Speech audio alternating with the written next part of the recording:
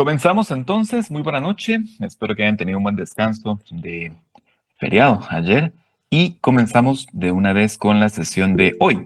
Para hoy tengo, aparte de la sesión como tal, quiero contarles que ya están colgadas en Moodle las presentaciones de la 1 a la número 5. Si ustedes ingresan en la plataforma, van a encontrar en su sección, en la carpeta, en el tablón de la clase de filosofía, encontrarán 5 temas. El tema introductorio, la historia del pensamiento humano, el salir de la caverna, la historia de Grecia, el materialismo y el materialismo y el idealismo como tal, para que puedan ustedes también tener entonces ya allí su material de clase. Por favor, recuerden que siempre que terminamos de trabajar con una unidad, hay un capítulo que está relacionado con el libro de texto para que ustedes puedan también leerlo leerlo en el libro para que puedan también hacer las actividades. Al final de cada presentación, al final de cada una de las presentaciones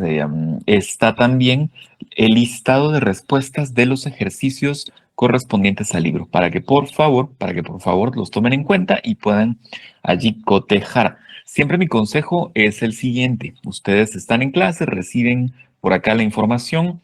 Idealmente, en el escenario ideal, ustedes van luego y lo leen en el libro de texto. Insisto, no es necesario que lo tengan comprado como tal. El escenario ideal es que cada quien tiene su propio libro, pero si esto no es posible, no pasa absolutamente nada. Pueden ustedes pedir prestado el libro, pueden comprar una copia de segunda mano, como ustedes quieran. Lo importante es que después de recibir la información aquí puedan leer también en el libro, porque en el libro van a encontrar la información un poco más puntual también y en muchos casos también información ampliada sobre cada uno de los temas que se abordan acá en las sesiones sincrónicas, que por tiempo no nos da tiempo de poder abarcar de forma completa. Entonces, para complementar, pueden ustedes ir a su libro y también recuerden que el libro tiene esta serie de actividades al final que están relacionadas con cada uno de los capítulos. Háganlas, por favor. Yo les he ido dando las respuestas o puedan ver ustedes las respuestas ahora en las presentaciones a las cuales puedan acceder por medio de la plataforma Moodle para que puedan cotejar, para ver si estamos bien, si estamos mal. De aquí en adelante, recuerden, sus exámenes parciales no comienzan esta semana, ni sino comienzan la próxima, tan pronto como el 22 de agosto. Entonces, yo espero que todavía el miércoles 23 puedan ustedes hacer un ejercicio allí mismo en Moodle para que puedan practicar un poco antes del examen del día 24. Así que en eso estamos. Todavía vamos a abarcar el capítulo número o lo correspondiente al capítulo número 3 del libro y también vamos a abarcar el próximo viernes lo correspondiente al capítulo número 4. Entonces, para que lo tengan allí presente. En función del libro, su examen parcial tendrá que ver con los capítulos del 1 al 4. Y a eso le sumamos sus notas de clase de las sesiones 1 y 2, las que tenían que ver con pensamiento humano, sobre todo, y también con el desarrollo de la filosofía presocrática, aquello que hablábamos de los pitagóricos, los atomistas y la noción del cambio planteada por Mileto en la pequeña ciudad costera de Tales. Entonces, por ahí vamos, para que lo tengan ustedes claro. Yo de todas maneras, la próxima semana, o al final de esta semana, seguramente el viernes, les dejo un temario en el tablón de Moodle, en la sección que dice avisos, la primera sección que está allí antes de los temas. Ahí les voy a dejar un temario para que ustedes tengan presentes cuáles son los temas a evaluar y la próxima semana, ya saben, el miércoles en el periodo de clase, yo de todas maneras estoy aquí, pero en el periodo de clase hacen ustedes este ejercicio controlado en Moodle para que se familiaricen también con la forma en la cual vendrá el examen del siguiente día. Ok, dicho esto entonces, por favor, en cuanto puedan, tal vez no ahora, sino después, a las 8, cuando salgan de la segunda sesión de clase, pasen a Moodle y vayan revisando las presentaciones para que vean que la información está justamente allí. Por ahora les voy a compartir pantalla para que puedan ver también la presentación de hoy. Vamos a ver.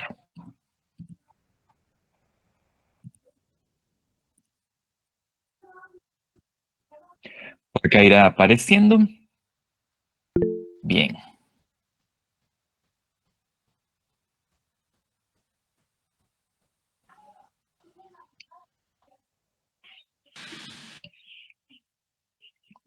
Aquí tengo una consulta y esto no me quedó claro, me perdí un poco. Vamos a ver. Si les comparto el link en Moodle de mi sitio, ¿cuál sitio o qué link en específico? Perdonen, porque si me lo puede usted ampliar un poquito aquí en el chat, entonces ya me quedo tranquilo de que efectivamente estamos hablando de lo mismo, porque me perdí un poco. Eso sí, por favor, ustedes vayan buscando o vayan confirmando que pueden ingresar a Moodle, porque justamente ahí se hará también el examen parcial.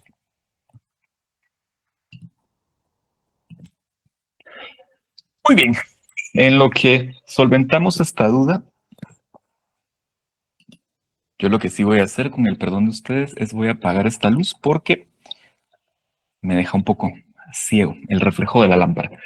Pero ya saben, estamos trabajando en función siempre de estos fundamentos básicos acerca de la filosofía. Hablábamos un poco acerca de las dos grandes corrientes que han existido a lo largo de la historia y cómo éstas terminan convergiendo en los últimos años en esta idea que se ha denominado el intersubjetivismo, que es una idea sobre todo muy de consenso, una noción de entender los fenómenos de la realidad, primero como, por más básico que suene, primero como un conjunto de fenómenos que efectivamente existen fuera de la mente. Eso es imperativo en este caso, entender que todo aquello que percibimos existe. Así no podamos acercarnos totalmente a cada uno de los fenómenos, debemos pasar por el proceso de aceptación de que efectivamente el teléfono está allí, así no solo el teléfono está allí o la computadora está allí, sino que al final termina siendo independiente de lo que nosotros pensemos o percibamos. No porque nosotros dejemos de creer en el teléfono como fenómeno deja de existir. No, simplemente partimos de la idea de que la realidad existe y nosotros simplemente la percibimos, pero que el hecho de que podamos percibirla o no no va a afectar en nada su existencia misma. Y a partir de eso, el intersubjetivismo sobre todo nos habla de cómo a partir de la aceptación de la realidad existente o de la existencia de la realidad, partimos del consenso social, del consenso entre individuos para saber exactamente cómo es que debemos interpretarla o en qué términos la interpretaremos para poder hacerla propia o para poder hacerla parte de nuestro propio sistema social. En otras palabras, ¿qué quiere decir esto? Que nosotros como individuos podemos ver, escuchar, tocar, saborear, oler la realidad como tal. Pero para poder entenderla necesitamos de la comunidad que nos arropa o de la sociedad que nos arropa para poder, sobre todo, nombrarla de una forma estandarizada que nos permita a todos los individuos comprenderla de la misma manera. Esencialmente es eso. Y esta noción de lo intersubjetivo y sobre todo esta noción del consenso se va a ir aplicando también a otros elementos de la realidad o de aquellas cosas o fenómenos que podemos, que podemos conocer, sobre todo. ¿Qué es aquello que podemos conocer? ¿Qué es aquello que podemos experimentar dentro de la realidad? Y en muchos casos, estos fenómenos serán fenómenos, primero, bastante abstractos. Y sobre todo eso, fenómenos abstractos, fenómenos que necesariamente tendrán que ser intangibles y que requerirán sobre todo del consenso social para su interpretación y además también para su definición, para poder establecer sus parámetros, para poder establecer sus límites y para poder establecer también la forma en la cual debemos responder a aquellas preguntas fundamentales de la filosofía, principalmente aquella pregunta de qué debo hacer, ¿no? ¿Cómo debo relacionarme con la realidad? Entonces, si hablamos de esos fenómenos consensuales, que son abstractos, que son inmateriales, pero que de todas maneras confiamos en ellos y los aplicamos, necesariamente estamos hablando de un elemento que ha definido a la cultura humana o a la sociedad humana a lo largo no solo de las décadas, sino diría yo, a lo largo de los siglos. Y ha sido un tema puntual de las conversaciones filosóficas a lo largo de muchos años y también de muchos nombres, de muchas firmas en el plano filosófico. Hablamos de la libertad. La libertad en esencia es algo abstracto.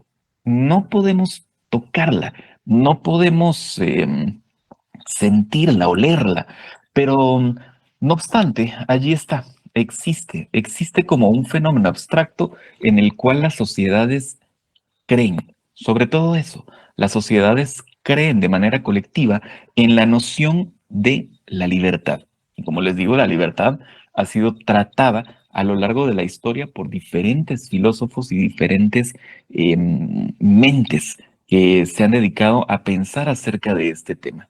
Hay tratados medievalistas a lo largo de la libertad, hay tratados renacentistas sobre la libertad, también hay ideas que llegan sobre todo con aquello que se llama el siglo de las luces o la ilustración, que hablan acerca de la libertad. En esta universidad, no, esto es solo como un dato curioso, pero em, hay un filósofo de apellido Basquiat que habla acerca de la libertad en un pequeño libro, es un pequeño libro, un pequeño tratado acerca de la libertad y proviene del siglo XVIII.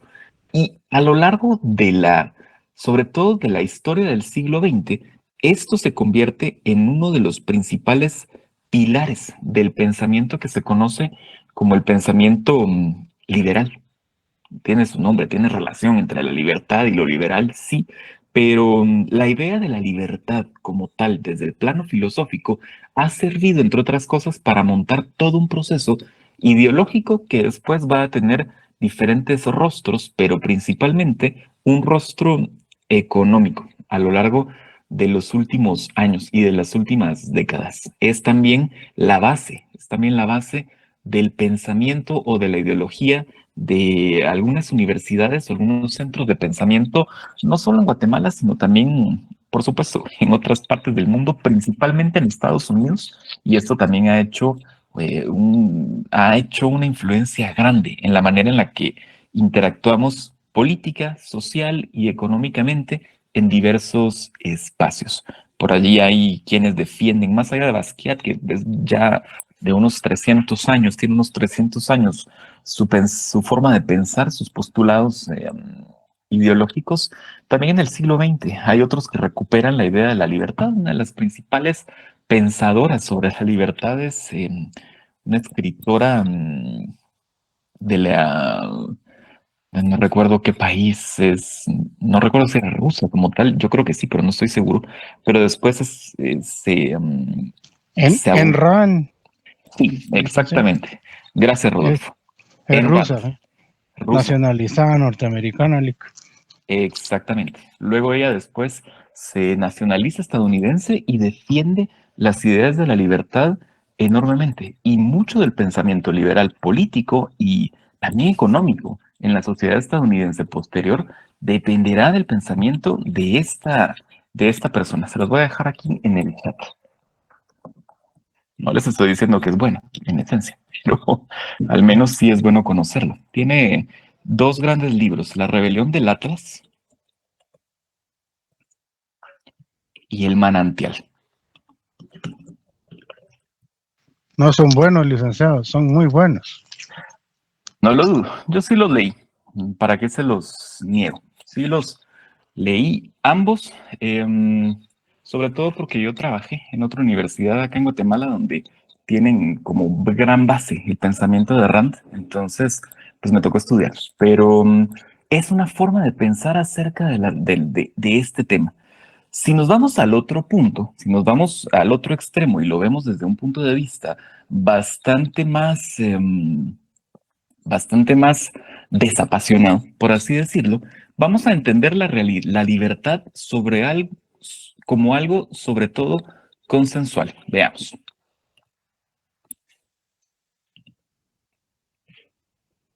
Vamos avanzando. Solo ingreso a un compañero más y seguimos.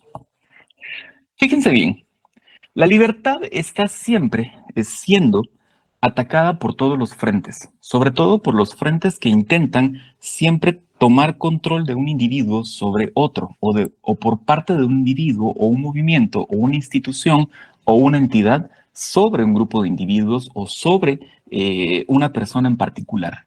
La libertad es algo que se ataca constantemente y es uno de los pocos o de los principales derechos que tenemos como individuos que debemos defender ante todo, que debemos siempre tratar de esquivar aquellas formas en las cuales se trata de coartar nuestra propia libertad.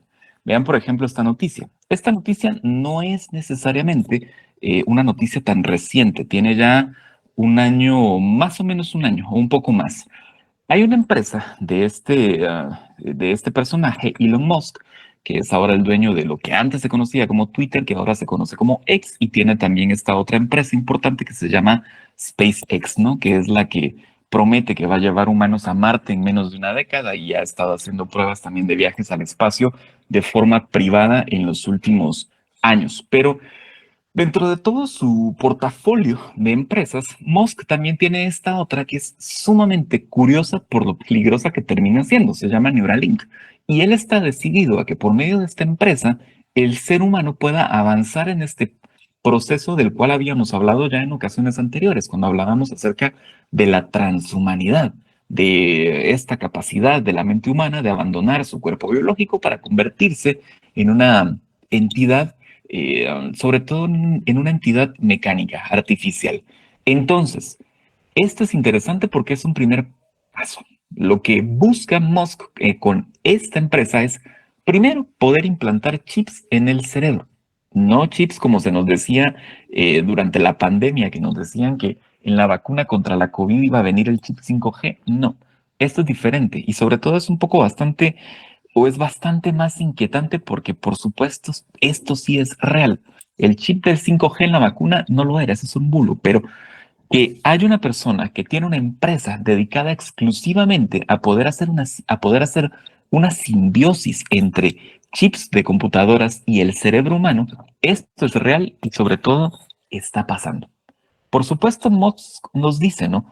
Quiero que tengamos un chip en el cerebro para poder escuchar música, sobre todo, para poder escuchar música y hacer nuestra vida más sencilla o más tranquila.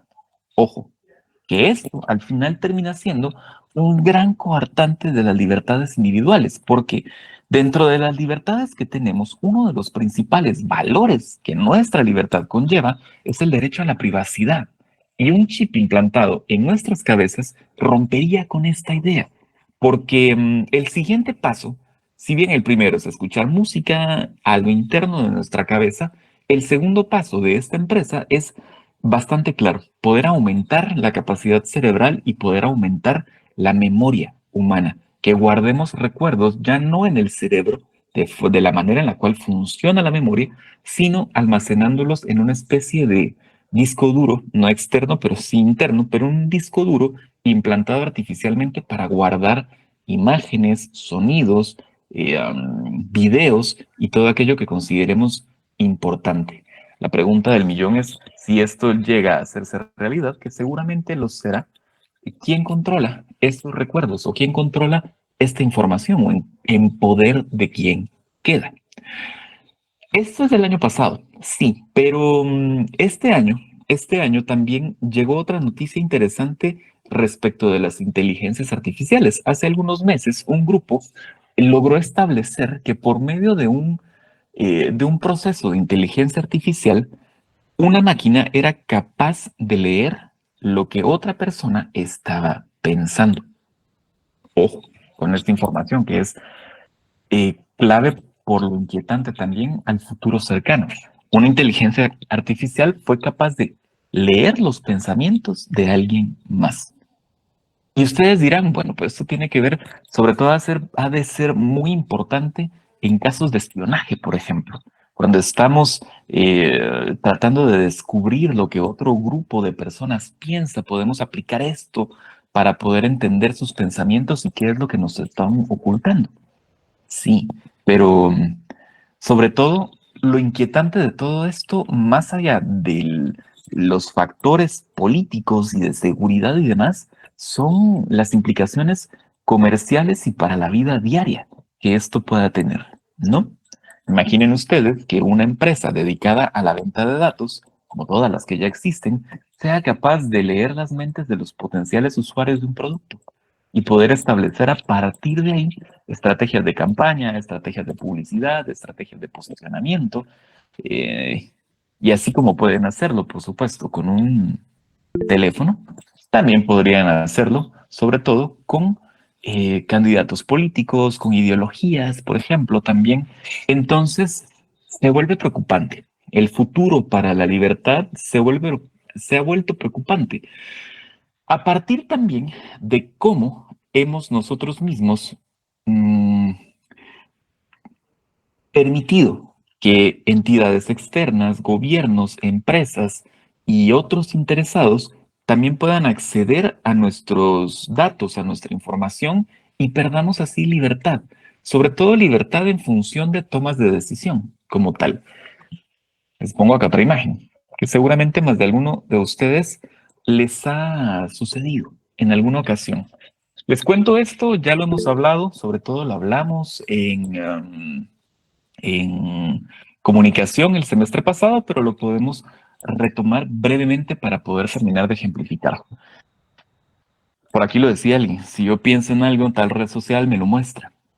No hay una aceptación oficial de que de que esto tenga correlaciones, pero es muy obvio, sobre todo desde el momento en el que tenemos una red social u otra en el teléfono y esta puede acceder a nuestro micrófono y a nuestra cámara sin que nos demos cuenta. Ya les contaba yo que una de las actualizaciones de Instagram de los últimos meses tuvo muchas críticas porque era básicamente un permiso para acceder a la cámara, cosa que ya pasa, pero ahora accediendo a la cámara y poder hacer reconocimiento facial del usuario en el momento en el que estaba haciendo scroll, poder reconocer sus gestos, por ejemplo, cuando tenía un anuncio o sobre todo cuando veía un anuncio o un cierto tipo de contenido, si su rostro era de aceptación o era de rechazo y para poder así alimentar al algoritmo y enseñarle qué tipo de contenidos debía ver o no la persona. Ok, lo mismo sucede cuando hablamos acerca de un producto, a todos nos ha pasado seguramente. Hablamos de un producto y después las redes sociales tienen abundancia de anuncios de este tipo de productos y no sabemos de dónde vinieron o cómo llegaron a a nuestros muros. Pues sucede esto mismo. En algún momento, sobre todo cuando estaba haciendo esta presentación, que por eso retraje este anuncio, había perdido mi tarjetero. Entonces tuve el mal tino, o cometí el error, de buscar en Google por ventas de tarjeteros. Y desde ese entonces, que fue hace ya un tiempo considerable, siempre me aparecen este tipo de anuncios. ¿Por qué? Porque los algoritmos están allí justamente para ello, para poder em, para poder hacerse con esta información y pintarnos un mundo a modo o tratar de, en esencia, solventar nuestras necesidades, pero eso sí, coartándonos la posibilidad de ver más allá. Y de repente a ustedes también les sucede lo mismo. Están buscando algún producto y lo buscan, qué sé yo, en Google o en Marketplace, por ejemplo, en Facebook, y de repente primero todas sus redes sociales parecen inundadas de este tipo de productos. Y además no los dejan en paz. Pero sobre todo, ven ustedes que curiosamente conectan muy bien con el anuncio que se les está mostrando. Y en ocasiones dicen, bueno, sí es lo que estoy buscando, pero es justamente eso, porque los algoritmos digitales se encargan de poner velos frente a nuestros ojos para hacernos una realidad o para construirnos una realidad bastante a modo, con base sobre todo en necesidades, pero necesidades que no necesariamente vamos a tener todo el tiempo, ni son necesidades básicas, sino también en muchas ocasiones son necesidades construidas, ¿no? Necesidades hechas a modo. Para esto les dejo por acá esta imagen. ¿A qué les recuerda? No sé si les recuerda algo. Sobre todo, quiero ver, porque si no estoy mal, que justo por acá lo tengo.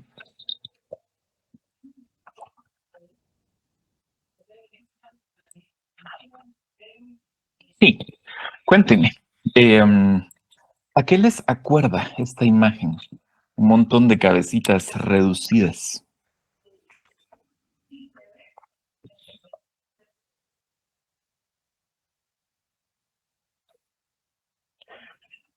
Gracias, Jersey. Sí, efectivamente. ¿Recuerdan ustedes el cuento de Mr. Taylor, no? Que era un cuento de Augusto Monterroso, que en esencia era una persona que vivía o había llegado a un país tercermundista. No hace falta hablar efectivamente de qué países son, pero son países latinoamericanos, por supuesto.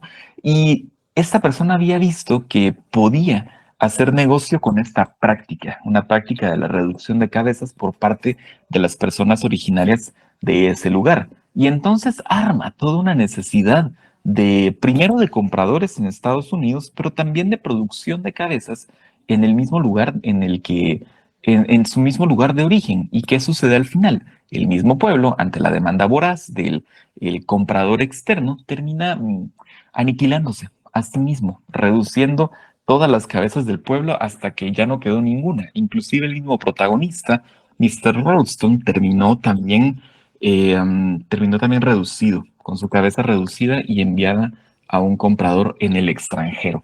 Entonces, cabe hacernos la pregunta, y podemos volver a esta imagen también, ¿no? ¿Qué tan libres somos?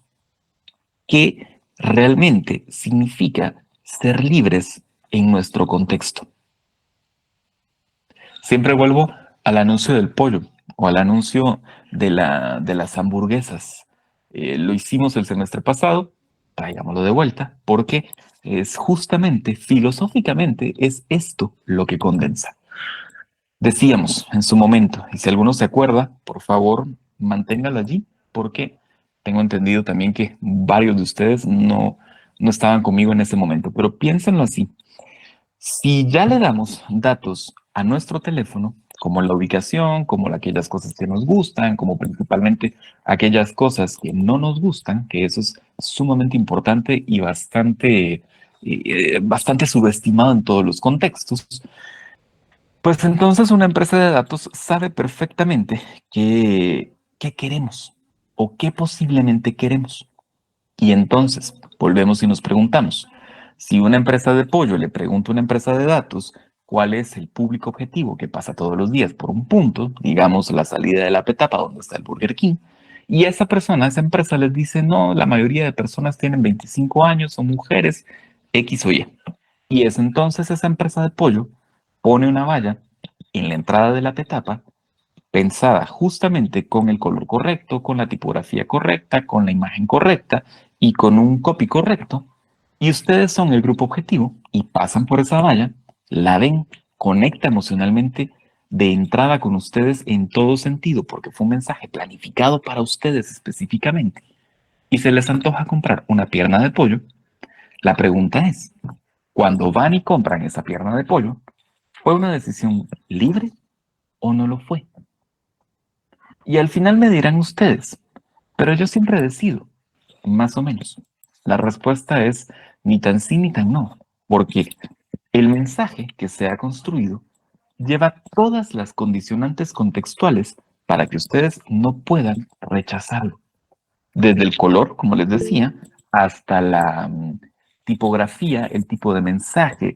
En algunas ocasiones, por ejemplo, en el pasado, se ha descubierto, por ejemplo, que los anuncios de gaseosas hace mucho tiempo incluían algún tipo de figura subliminal en la ilustración de los hielos y esto demás para poder conectar todavía más con el usuario. O como las cajas de cereal, por ejemplo, los personajes de cereal estaban también diseñados para llamar poderosamente la atención de los niños y por eso en las góndolas de supermercados se ponían un poco más abajo para que estuvieran a la altura también de la vista de los niños o las niñas y quisieran comprarlos. Entonces, siempre volvemos a la misma duda. ¿Este tipo de decisiones son decisiones libres o no son decisiones libres? Y la respuesta en muchos casos, sobre todo en los casos de publicidad o que tienen que ver con mercadeo, con publicidad, con anuncios, con campañas, la respuesta es no. Casi nunca son decisiones libres, porque en general es información o son mensajes que están tratando de no manipularnos abiertamente, aunque en su trasfondo sí, pero sí están tratando de hacer que todas nuestras defensas inconscientes queden desactivadas al momento de ver un mensaje en particular. ¿Qué tenemos como recurso, como arma para poder defender ese estado de libertad en el cual conscientemente podemos decir sí quiero esto o no lo quiero? Para eso existe, ya habíamos dicho, la filosofía, pero también para eso existe aquello que mencionábamos de la actitud filosófica, sobre todo. Siempre mostrarnos críticos ante el mundo y sobre todo siempre dudar de la información que se nos presenta. Por aquí alguien habla de las papas fritas de una empresa de comida rápida. Pues sí, también, ¿por qué las papas? Más que la forma, porque es el color correcto, porque es la forma correcta, siempre debemos preguntarnos esto. También cuando ustedes vayan a un restaurante, sobre todo, pongan atención al diseño del restaurante mismo, cómo el diseño los lleva a estar sentados en algún punto, si son cómodas las sillas, si no son cómodas las sillas. Todos los factores juegan y a veces creemos que estamos obrando de manera libre y simplemente no lo estamos. Simplemente no lo estamos. Hace un tiempo tuve la oportunidad de ver el diseño de un plan de desarrollo turístico para una región que tenía, bueno, tiene, porque todavía los tiene, diferentes sitios arqueológicos. Y me parecía fascinante, pero a la vez muy macabro el proceso de planificación del recorrido, porque todo estaba muy controlado, todo estaba sumamente controlado. El tiempo de viaje entre una ciudad a otra, que eso no es ningún problema, pero dentro de cada sitio arqueológico también estaba, eh, estaba cuantificado el tiempo de caminata entre la entrada y un primer objetivo y el tiempo de caminata entre ese objetivo y otro, y al final en todo el recorrido la persona solo podía estar un máximo de 40 minutos o una hora dentro del sitio para poder pues moverse a otro, y para poder retener a una persona 40 minutos en un sitio, tenían hechos cálculos de, por ejemplo, cuánto espacio arqueológico había que intervenir, cuántos metros cuadrados era el máximo para que las personas no perdieran la atención, por ejemplo, al momento de ver una exposición o ver un yacimiento. Muy interesante, pero no necesariamente por las razones correctas, porque al final también entonces después esto nunca se llevó a cabo, por supuesto, pero las personas llegaban y sentían que estaban libremente haciendo un recorrido por un espacio cuando en realidad todo el diseño estaba planteado para que tuvieran esa sensación de libertad al momento de movilizarse por el lugar y se aburrieran en el momento correcto también para poder salir en el tiempo correcto. Curioso, pero nos habla también de cómo vivimos en pequeñas, si no jaulas, en pequeños esquemas o en pequeños amarres o en pequeñas cajas que alguien más nos va poniendo al frente y nos va colocando adentro para que podamos sentir que somos libres cuando en realidad no lo somos ni poquito.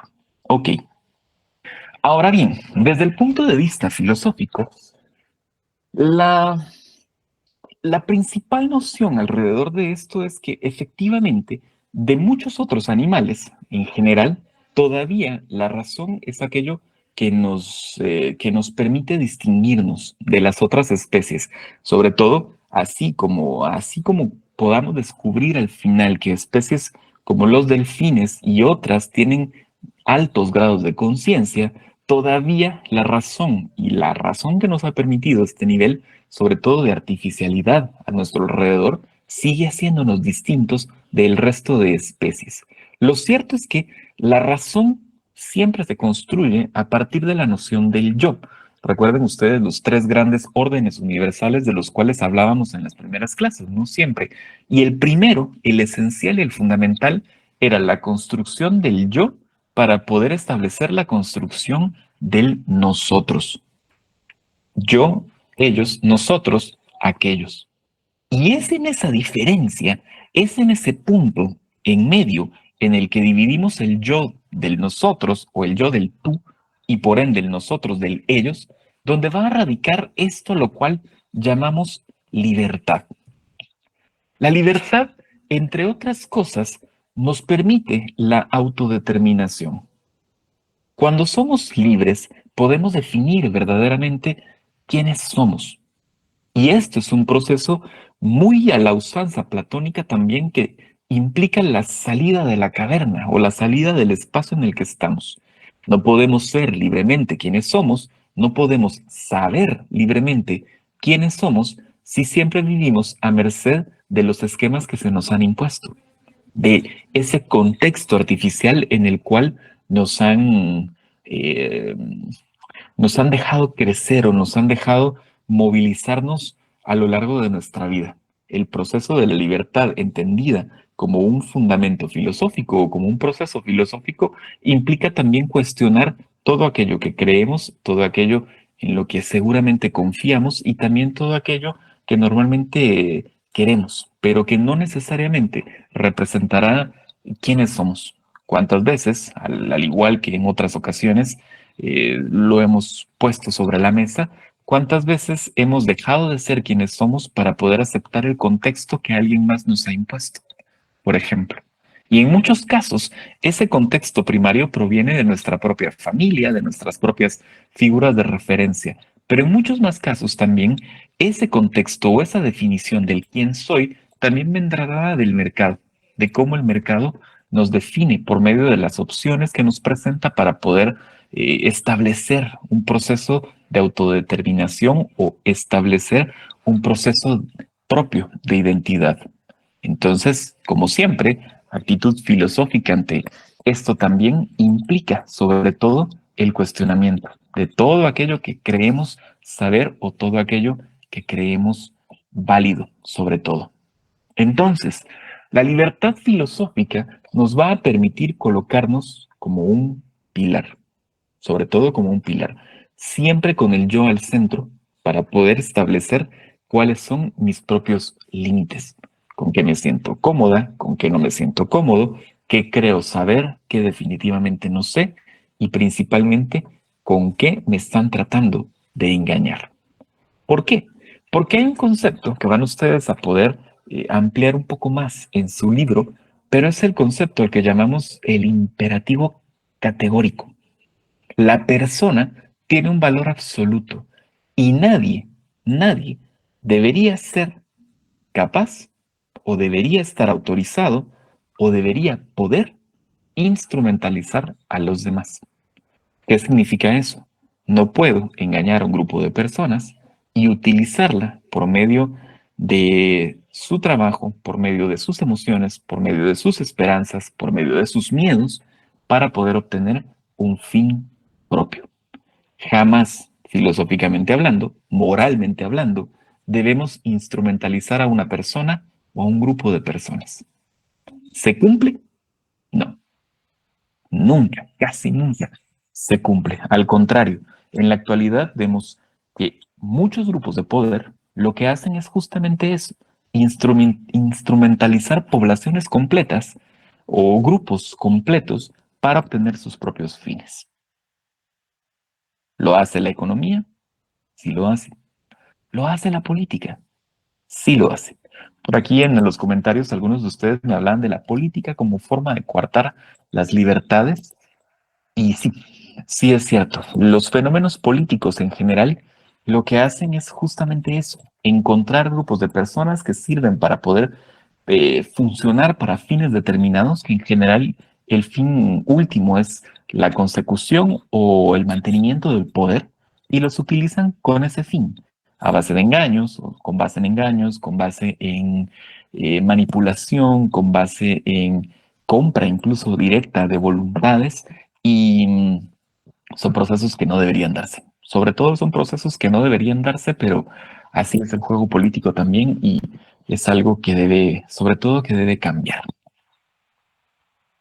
Y bueno, por supuesto es algo que debe cambiar y para ustedes debe estar siempre muy en sus mentes en estos días por el proceso que estamos por vivir el próximo domingo. Entonces, entonces, ¿cómo funciona la libertad? ¿Cómo es que funciona este proceso? En general, tenemos dos tipos de necesidades. Tenemos aquellas necesidades que son biológicas, que sirven para la supervivencia del individuo, y aquellas que no son biológicas. Son diferentes, pero reaccionamos a ellas de la misma manera, siempre. Es curioso, por ejemplo, cuando hablamos de necesidades biológicas, que en materia de derecho, la biología no suele jugar un papel importante, sobre todo por las implicaciones que esto podría tener al momento de solventar ciertos casos o llevar ciertos procesos. Pero eventualmente, también el factor biológico deberá ser un factor importante a tomar en cuenta, sobre todo al momento de establecer responsabilidades o culpabilidades también. La biología es importante. En muchas ocasiones hemos dado o hemos tendido o hemos normalizado que es la razón el máximo regente de sobre todo de la intención o del accionar de una persona. Y se nos ha olvidado históricamente, en ese afán de la racionalidad como eje fundamental de la acción humana, se nos ha olvidado que al final solo somos animales. En el fondo, solo somos animales. Somos una especie, somos un gran primate que a pesar de todo el halo de razón que hay alrededor de nosotros, funcionamos como animales. Funcionamos con bioquímica, funcionamos con base a conductas, sobre todo hereditarias y en muchos casos instintivas, y eso en el futuro, sobre todo, deberá jugar un papel importante en el proceso de comprensión de ciertos hechos o de ciertas acciones. Es una discusión en ciernes, por supuesto, pero en el futuro será importante. No podemos dejar de lado el factor biológico al momento de establecer qué sucedió realmente en algún momento dado o con alguna acción en específico. Lo cierto es que en la mayoría de casos, el hombre, el ser humano, sí reacciona por medio de la razón ante sus necesidades. Y esto va a tener que ver con también cuando hablemos de lógica, de cómo funciona el accionar humano, pero principalmente el proceso de libertad proviene de la suma de estos tres factores: necesidad más evaluación más acción. ¿A qué me refiero con esto? Eventualmente identificamos una necesidad a nuestro alrededor. Bien. Y ante esto, no somos libres cuando identificamos la necesidad y accionamos por impulso. En ese momento no somos libres. Somos libres cuando identificamos una necesidad y evaluamos. Evaluamos cuál es el camino correcto, cuál es el proceso correcto a seguir respecto de esa necesidad. Entonces, somos libres cuando nos damos cuenta de que necesitamos algo, evaluamos cuál es la mejor forma de solventarlo y a partir de ese proceso de evaluación tomamos acción. Cuando nos saltamos la parte del medio, no lo somos. ¿Y qué es lo que quieren los grandes poderes? Lo que los grandes poderes quieren es que no pasemos por ese proceso, porque en la mayoría de casos, todo proceso de acción impulsiva se puede evitar si hacemos una evaluación consciente de aquello que hemos identificado como necesario o como aquello que queremos y, si, y, y pasamos el tamiz de si realmente nos sirve, si realmente nos es bueno, si realmente debemos hacerlo. Podemos ser presas del contexto, de aquello que nos quiere manipular. Pero ojo, también podemos ser presas de nuestros propios instintos, de nuestra propia identidad biológica, que por lo general hemos tendido a esconder tras la razón. Nos creemos sumamente racionales, pero en muchos casos eh, actuamos muy instintivamente, sobre todo cuando estamos ante una situación de peligro o ante una situación de enojo, por ejemplo. En muchas ocasiones, lo que decimos y cómo lo decimos o cómo lo hacemos es más producto de nuestra respuesta biológica al enojo, al cóctel químico en nuestro cerebro que produce el enojo, que a un análisis consciente de la situación. Allí somos presas de nuestros instintos. Y cuando vemos un anuncio de pollo que nos encanta y terminamos a los 15 minutos comiendo pollo, estamos siendo presas en muchas ocasiones de alguien que quiere que hagamos esa acción determinada. Libertad no es eso. Libertad es evaluar y decidir con base en información fiable. ¿Qué es la libertad entonces? La libertad vista desde el punto de vista o desde la filosofía es la capacidad que tiene el individuo de elegir ante la realidad, pero con todo el peso de la palabra elegir, por supuesto.